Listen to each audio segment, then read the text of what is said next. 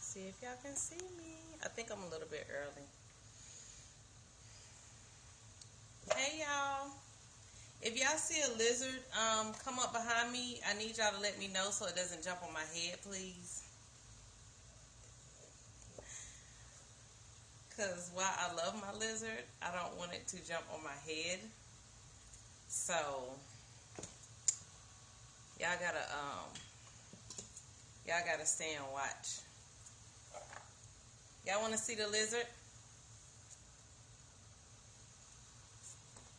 I'll let y'all see it. Let's see. Can you see it?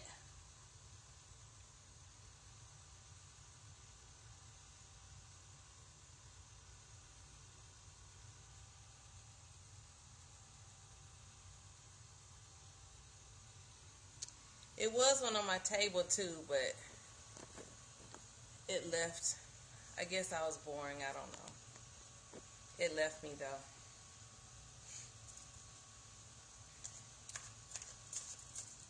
Let's pull some cards while we wait. Oh, look, y'all. I'm stretching one of my ears. This one I already stretched. This one is taking forever to stretch, so I'm having to leave the... Oh, y'all can see my little country setup in the background. You see right there? How I got y'all set up on yoga blocks. Anybody want to pull a card or want me to pull a card for you? Let me know before we get started.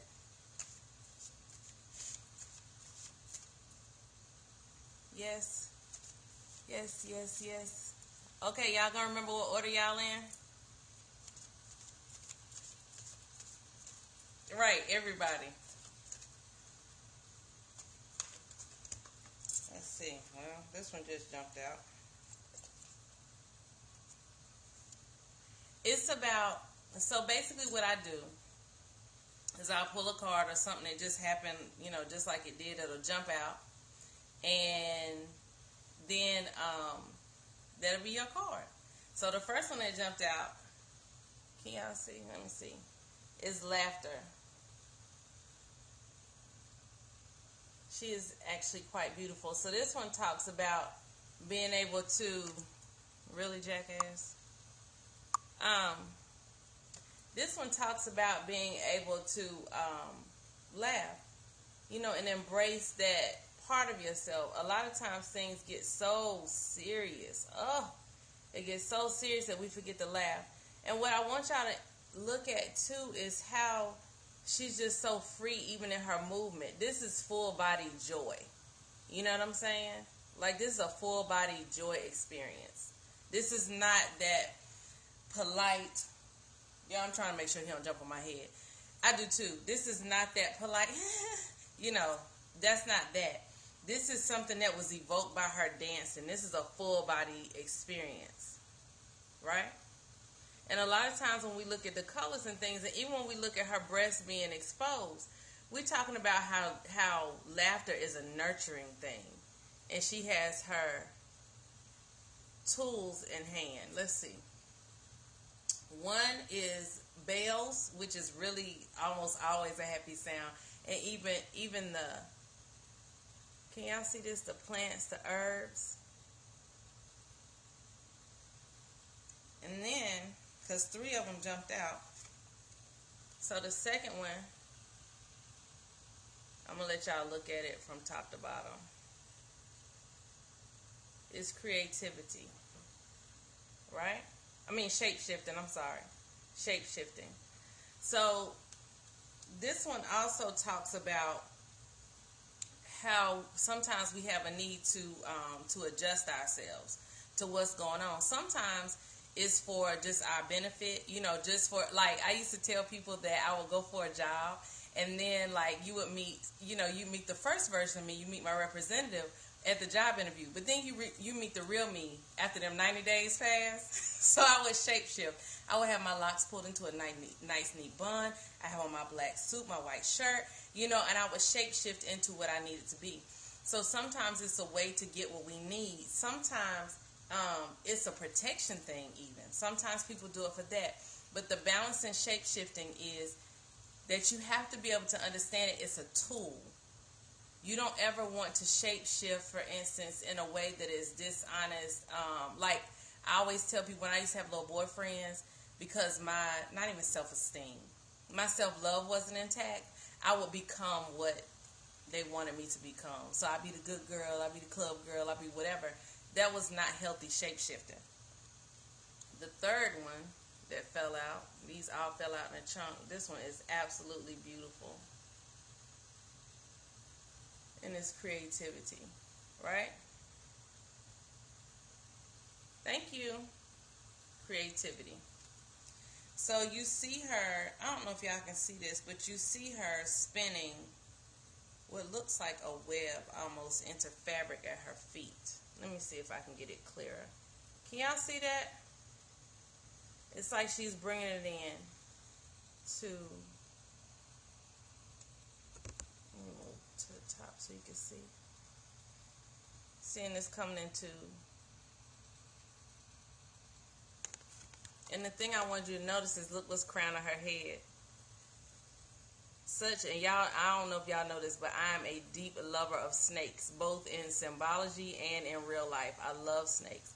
My husband almost lost his mind and let me get a snake, but then he knew I was going to catch him with him. I was going to chase after him with him. And the dragonfly. So the dragonfly also on her earring, it also talks about the ability to transform, because dragonflies actually start as nymphs under the water, like little shrimpy looking things under the water, and then they develop into dragonflies, and they come to the, hey Nikki, they come to the top, and that's when they're able to take flight. And so we're talking about, when you talk about transformation, they are, well, see, there you go. When we talk about, we could talk about transformation and creativity. We could talk about, this feminine kundalini, type of energy. We could talk about all those things. And look at how she's even seated.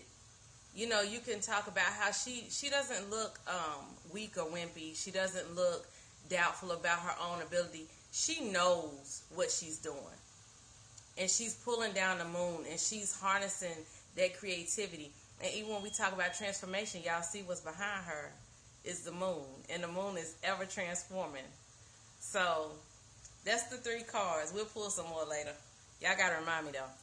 So what we're here to talk about tonight is the waxing gibbous moon. I learned today that gibbous actually means humpback, which doesn't really.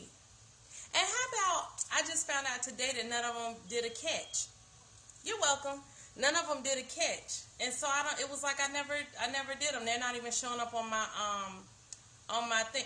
Yes, Moons and Magic. Put the address too in Moons and Magic in Atlanta. Yeah, but they never did it. They never caught to my catch. So I don't know. And it was catching all my other stuff, and all of a sudden it never did it again. So I don't know. But yes, so the wine for the night is peach. My husband loves me. But gibbous means humpback. So we're at the point where the moon is not at the quarter moon or half moon, as some people say. But now it's starting to look a little pregnant, right? So excellent. Yes, the wine sisters. And so what this moon is excellent for is, so remember the last moon we talked about kind of decision making. You need to kind of figure out which side you're going to. So with this moon, what we're really talking about is, see what you need to do with this. This moon is talking about tying up loose ends before the full moon. So how we leave things kind of undone. Now, this is also going to work in tandem with Mercury retrograde. So because it's about tying up loose ends, revisiting things. And so these 2 things will actually work together. I know a lot of us have been resistant to Mercury. Yes, loose ends, I say. And so the thing is because what we want to do is by the full moon, we want to make sure that our intentions, that our spells, that our manifestations, that our, even just our daily words that we say to ourselves, our mantras and all those things, we want to make sure that they're really, really, really, really clear. Because our prayer would be, I'm sorry, I have no idea. It should, if it catches this time, it should catch and be in the catch, but it'll be in a replay. It usually plays smooth in a replay. But basically what happens is that if we don't have those things, those loose ends tied up, those decisions completely made by the time the full moon comes, then we can kind of give birth to some deformed spells, some deformed, babies, if you will, because we birthing this stuff out. And so you want to be really clear. So when we work with the retrograde, instead of being so resistant, then what happens is we're able to revisit, revamp, rethink, re-examine, retrospect, look back at. That's a time for you to look back over, make sure I love retrogrades too now that I know what to do with them. The problem was before I didn't know what to do with them, because our washing machine just went nuts and it's just completely tore up. It apparently while I was out of town, water just went everywhere. But retrograde. We knew a while back we were supposed to, should have gotten another one. We didn't, so it revisited. That issue came back up. Oh yeah. Well, And as witches, as wild, I'm trying to make sure I ain't smishing a lizard. As witches, as wild women, we want to make sure that and not even make sure, but understand that we know how to work with. You so damn rude. Why people gotta come here being rude? I bet that's what you get. Mind your business, lady. That is Ifa Lola Shango Yemi of Mama Lola's Intuitive Readings. She acting up a little bit. So, you're not gonna scope right now. You're gonna be in my scope, and then I'll come watch you scope. So the thing is that you just want to understand that you're powerful enough to be able to transmute is one of my favorite words. But you're able to change this energy. Not even change the energy, change your energy to make it line up, but understand how to utilize and use the energy. So when we're talking about tying up loose ends or working with retrograde, no real witch is going to work against the natural cycles. This is a natural cycle. Coach Khayr gave an excellent example when he talked about if a man was, I said, hey, Martin. She said, hey to you. Hey. Just come on and say, she can see you in the reflection. You ain't in the camera. Scoot over. Hey, I love you. I miss you already. Okay, bye. And so the thing is, they said you pretty. They said, hey, daughter. Hello. Hello. And so the thing is what we want to do is be able to thank you. We want to be able to work with the energies and not resist it, because there's a reason for. She said she love and miss you too. There's a reason that these things happen. But one of the things that he gave a wonderful example of, it would be like a man getting pissed off every month when his partner's, his wife or girlfriend, when her cycle comes on. It happens every month. So with us, we can look ahead and see how, I think it's supposed to be 4 retrogrades total this year. So if we look into it, we can already kind of pre-plan around it. So work in between the retrogrades with new stuff. Revisit to see what you can fix and revamp during the retrograde. And I think I saw Tasha got a new logo for the Alchemist, Writing Alchemy. Tasha, I mess it up every time. But this is a good thing, actually, because she's revisiting something she already has. You see what I'm saying? So that's what we're doing in tying up loose ends. And really, that's all you need to worry about right here. You been had it, but you edited. Okay, perfect. See? You was on track. Yes, honey. And so the thing is that that's really all it is for this retrograde. I mean, for this retrograde. But this waxing gibbous moon is top your loose ends, neaten everything up. Look at your business plans and things like that you have already had in place.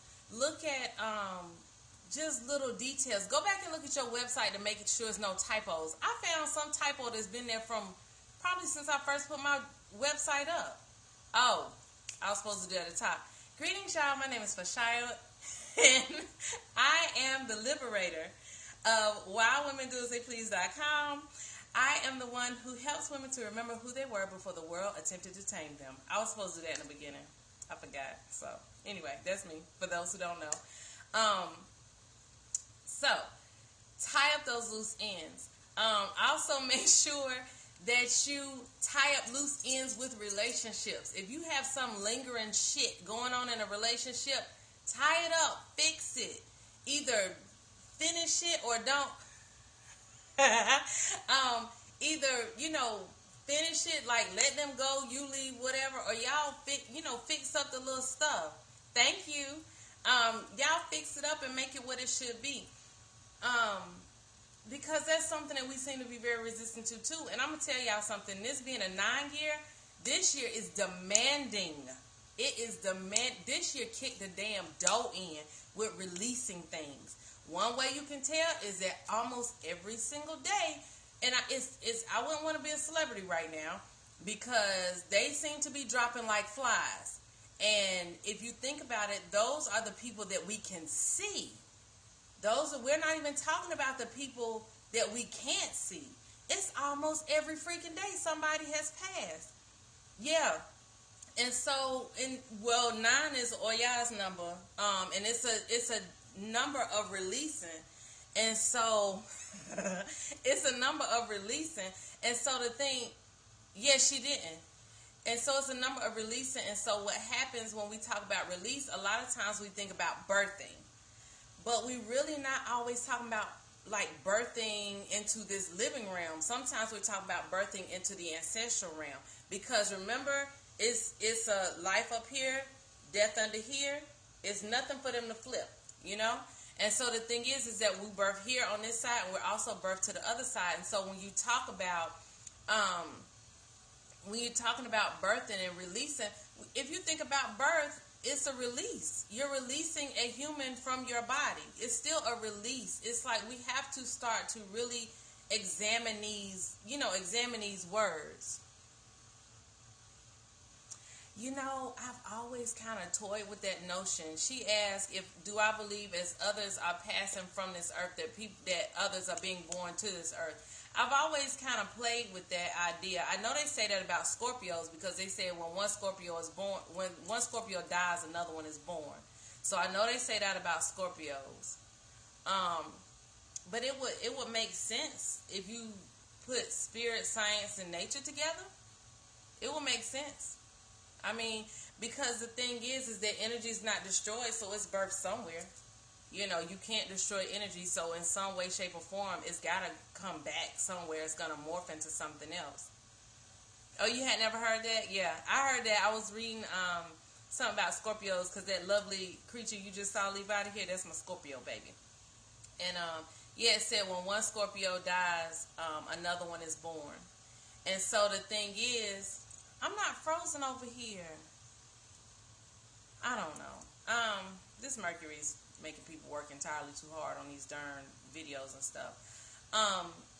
So yeah, tying up those loose ends, making sure that that those small details are covered, making sure that so really go take your time to comb over your business to make sure that person and it could be friends too. Oh my God. Listen, I already went through it. No problem. No sorries needed. Friends, listen, don't be scared to examine that shit because the relationships just need to be examined. And so this is me working to stay, keep my. But yeah, examine it because the other thing is what this retrograde does is reveal. It shows. And remember, before the retrograde even gets here, you have a shadow of a retrograde. Yes. You have the shadow of the retrograde at the beginning and the end, so you can feel it coming. It's not like just retrograde just jump out, on the scene. It, comes in and then it goes out. So even once the retrograde is done, it's not really done. You kind of, it fades out. Just like it fades in, it fades out. Really just like the moon. Yeah, after. Have fun with that. Enjoy. And I would say, even though we talk about the moon, I would say, because so many of us are dealing with this stuff, I do want y'all to really, especially as witchy women, which is pretty much the same thing, I do want y'all to really, really do some retrograde study. Like, really go look at it. And y'all, thank y'all for the hearts. I'm sorry, I was all in it. And so really, really, really, really, really look into it. I'm adorable. Okay. Thank you. I'm a little old for that, but so really look into it, because we have 3 more from what I remember. 3 more coming this year. So I want y'all to be able to use them instead of being like resistant against them, okay? You've been going through it.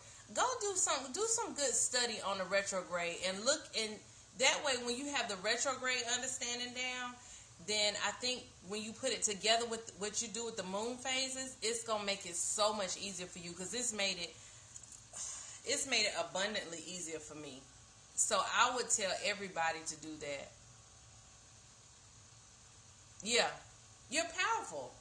You're powerful, and it's not even a dominating kind of powerful. Yeah, it's not even a dominating kind of powerful. Nobody's interested in domination.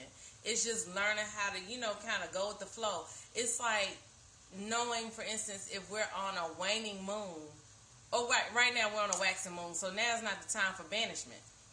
So, me too. I've enjoyed this one. Because we're on a waxing moon right now, like, you don't do banishing spells right now.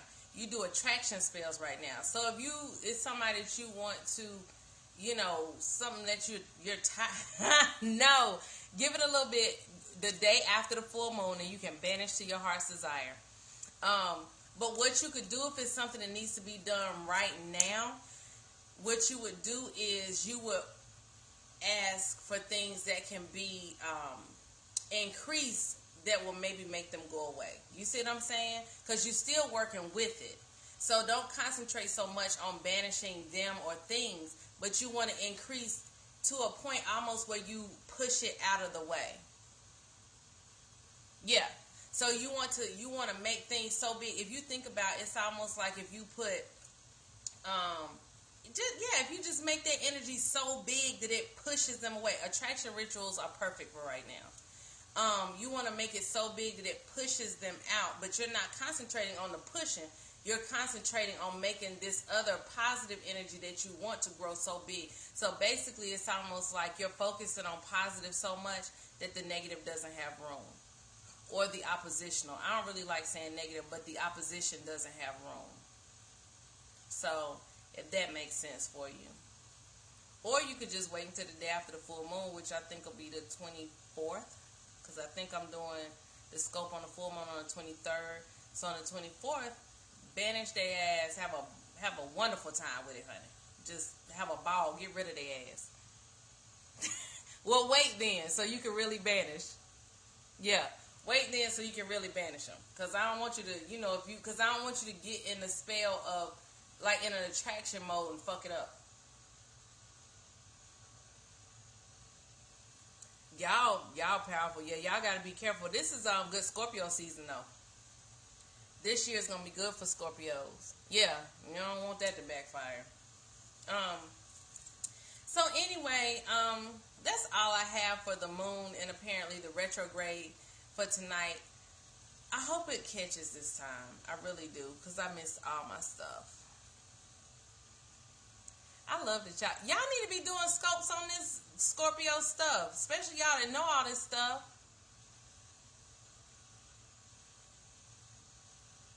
That's fine. It does sometimes. I didn't start having problems till Mercury started coming in.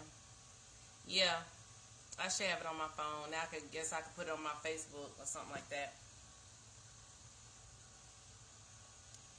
Okay. Yes, nothing but positivity. And positivity will push a lot of this shit out anyway. Yeah. Yeah, that's Scorpios. Somebody asked a question. What they say? If they don't know, if they're not a Scorpio, what do they do? Or if they're new to this stuff, what do they do? Somebody asked that question. Oh, my husband just told me that somebody asked a question. If you are new to all this stuff, I'm gonna tell y'all, I'm a heavy reader, so I have a lot of books, like actual physical books. But Google, and you will find, and this is why I tell people, find websites and things like that that make sense to you, or ask us. If you're friends with me on Facebook, most of my friends on Facebook are into this stuff too, so we can really probably help you with quite a few resources that are dependable. One of the things too is to make sure that you kind of check out how you feel. I was telling them last week, oh y'all, I'm gonna put this back up too, because I wanted everybody to go find your moon sign that you were born under. Did y'all get this from last week? Spacefilm.com/quizzes/moon. Yes. Wild women do as they please. Ifashayo Egunjobi, wild women do as they please. What this website will give you is it'll actually tell you not your moon sign, but the moon you were actually born under, the phase of the moon that you were born under. Like I was born under a waxing crescent. And then it'll tell you kind of, okay, so if you're born under, for me, a waxing crescent, these are the characteristics that come with a waxing crescent. So you see the difference, right? So y'all go to this website, spacefilm.com.